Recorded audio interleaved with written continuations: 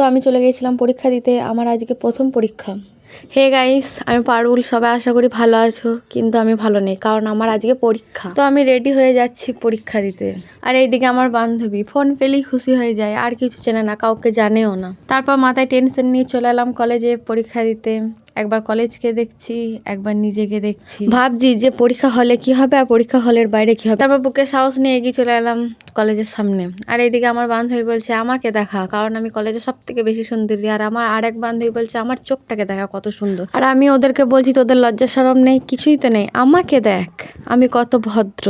আমার মতো ভালো মেয়ে দুনিয়াতে একটাও নেই। তো গাইস, এইসব তো হতেই থাকবে। এবার টাইম নষ্ট না করে এবার এগিয়ে যাচ্ছি বুকে সাহস রেখে, অ্যাডমিট হাতে নিয়ে পরীক্ষা দিতে। কারণ শুভ কাজে দেরি করতে নেই, তাড়াতাড়ি করতে হয়, সেটা আমি ভালো করেই জানি। গিয়ে দেখছি ও মা সব তো রেডি আছে, পরীক্ষাটা দিলেই হবে।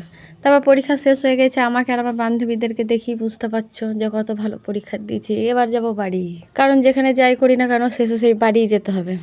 ওহো, তোমাদেরকে তো বলতেই ভুলে গেছি যে আমি কিসে পড়ি। দেখছো, তোমাদেরকে এত ভালোবাসি যে সব কিছু দেখাতে গিয়ে বলতে গিয়ে নিজে কিসে পড়ি সেটা বলতেই ভুলে গেছি।